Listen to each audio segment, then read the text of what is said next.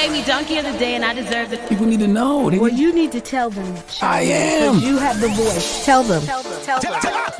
It's time for Donkey of the Day. It's a read, but you're so good at You're it. trying to be a fake-ass Charlamagne. There's only one Charlamagne to God.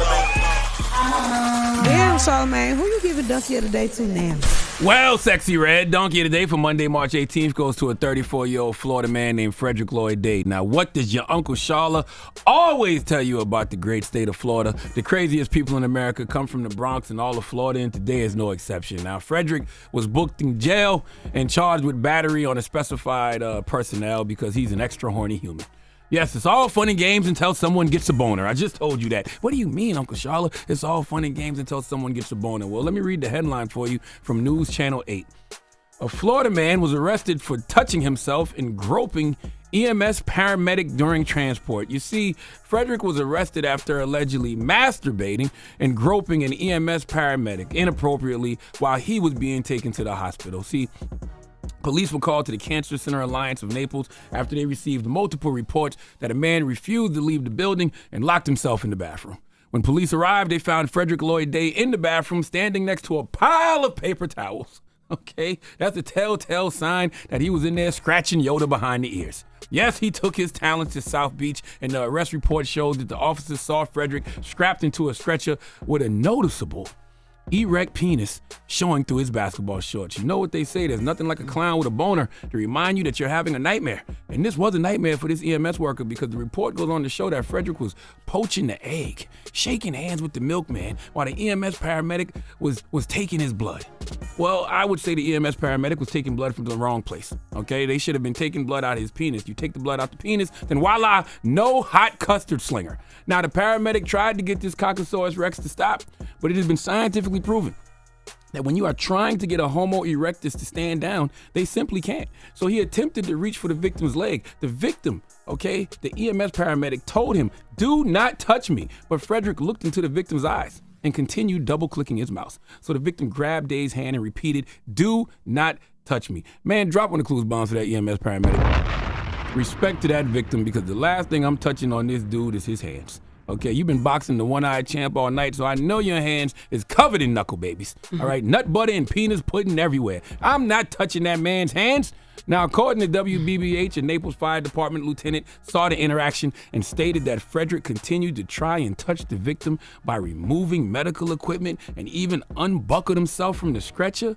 Mind you, he's with the paramedic because he was complaining about foot pain and claimed that he was bitten by a bug. And when he arrived to the hospital for treatment, the staff didn't allow him in due to disorderly and destructive behavior. I'm gonna tell you something, man. When you read this story, when you hear this story, all I can think to myself is the EMS paramedic should have let him die. I don't think he was facing anything life-threatening, but if he was, if you can't let your perversion take a back seat in order for you to get the medical help that you need, then why should I as a paramedic care more about you than you do about yourself? I know, paramedics are public servants. They have to treat people regardless of personal feelings, but damn, what if the paramedic that's treating him has been molested? Okay, or sexually assaulted? All of this could be triggering for that person. You asking a lot of humans when you asking them just to bypass their personal feelings. I'm supposed to help you while you sexually assaulting me. If the paramedic chose to not help them, would they be wrong? Huh? Something to think about. Please give Frederick Lloyd Day the biggest hee-haw.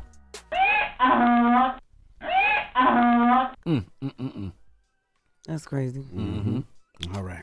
It absolutely is.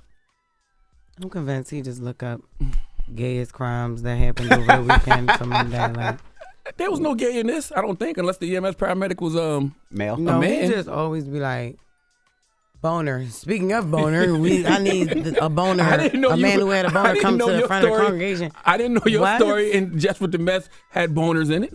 Yeah, but why you even had to make that transition? Because it was a good segue. Oh, I was already talking about boners. You were talking about boners. Yo, that's like boom. Well, she didn't. You just didn't say anything about boners. You just said boners. Yeah, you was thinking about Gilbert Arenas. I bought it all together. I bought it all together. That's what the show is about. It's about creating a story every day. So I bought it all together. So when they listen on the podcast, it's gonna be seamless.